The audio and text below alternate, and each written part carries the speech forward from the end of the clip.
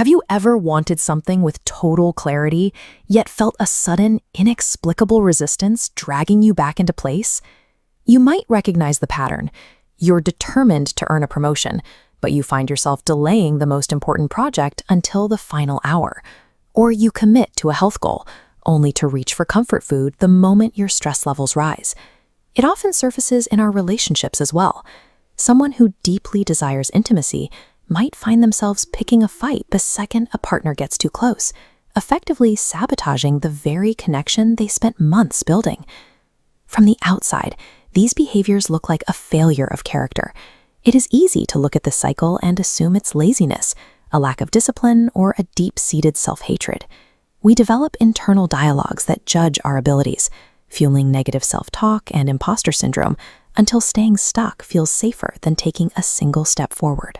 But these patterns don't mean you're broken, and despite how it feels in the moment, you are not actually your own worst enemy.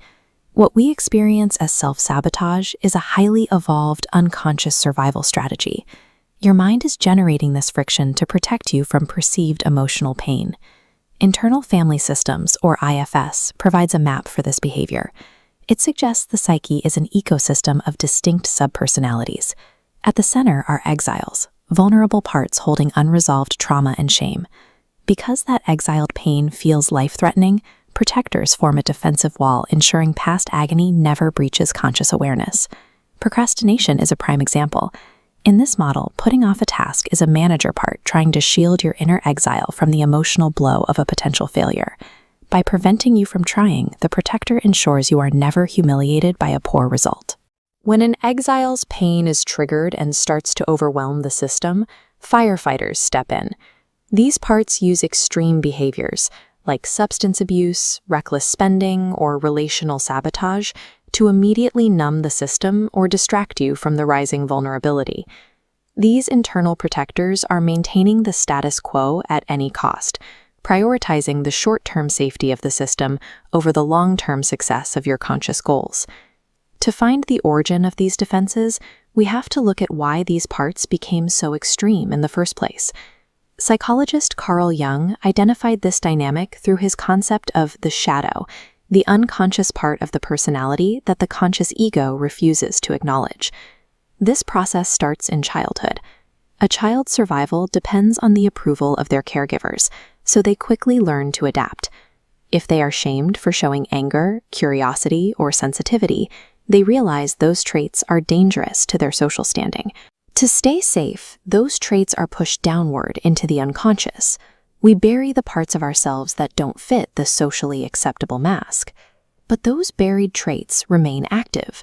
The shadow operates in the dark, exerting constant pressure on the conscious mind, demanding integration.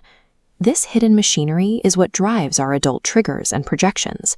When we judge others harshly or experience sudden, self-destructive impulses, we are seeing the shadow attempting to exert its influence. The repressions that kept you safe and accepted as a child have hardened over time, becoming the very behaviors that obstruct your progress today. Declaring war on your inner saboteur is a futile battle. You simply cannot cure self-sabotage through sheer willpower, or by treating your own mind like an enemy that needs to be conquered. Aggressively fighting these patterns only signals to your protectors that you are in distress.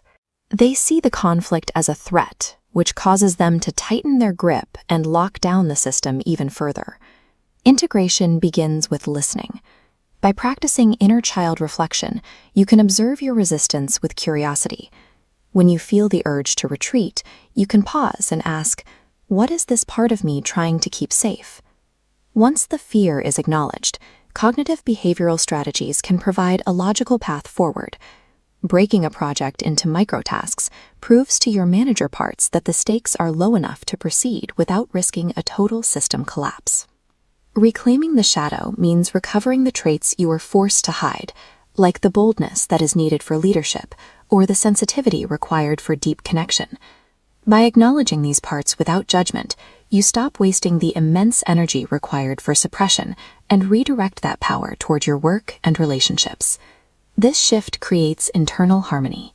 When your sub-personalities no longer need to obstruct your progress to protect your psyche, your conscious goals and your unconscious drivers begin to align. By soothing and integrating your internal protectors, you stop fighting a war against yourself and begin moving through the world as a whole person.